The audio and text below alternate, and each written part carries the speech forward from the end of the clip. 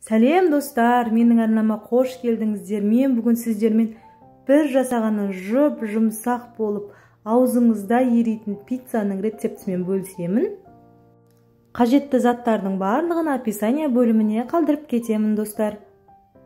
Ең алдымен суымызды, бөлме температурасындағы және майымызды, тұзымызды, разрыхлитель және дрожжымызды салып, венчикпенен жақсылап араластырып аламыз.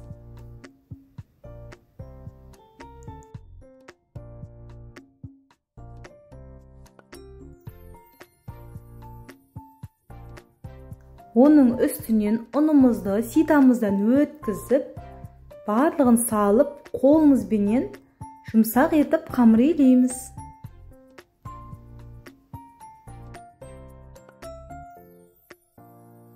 Біздің қамырымыз дайын достар. Бұл қамырды ешқандай ашытуды қажет етпейді. Бетін жауып 10 минутқа бөлме температурасында қойып қоямыз. Келесі біз пиццамыздың бетіне қоятын заттарымызды дайындап алайық. Ең алдымен сырымызды теркамыздан өткізіп аламыз. Сырыңыздың қандай екенінде маңыздылығы жоқ. Біздің қамырымыз дайын болып шықты достар. 10 минут өтті. Біздің қамырымыз осындай қолға жабыспайтындай болып шықты. Енді осы қамырымызды домалақ етіп жайып аламыз.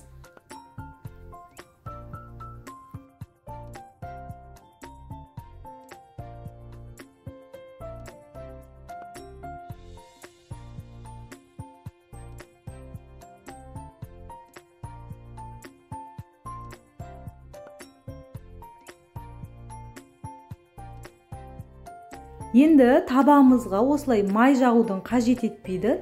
Ұнымызды осылай қолымызбенен себелеп, оның үстіне домалақ етіп жайылған қамырымызды орналастырамыз.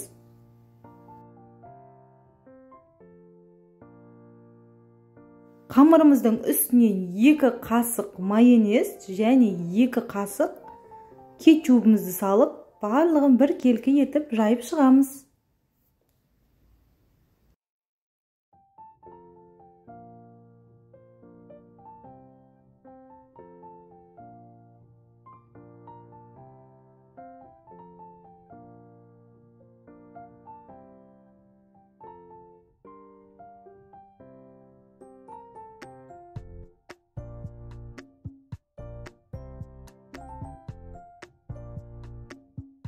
Келесі помидорымызды орналастырамыз. Менде помидор замороженный.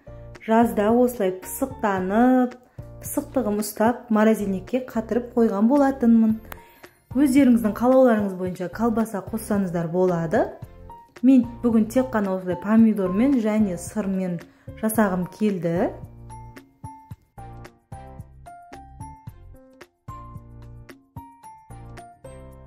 Помидорымыздың үстінен алдын ала теркадан өткізілген сырымызды орналастырып шығамыз.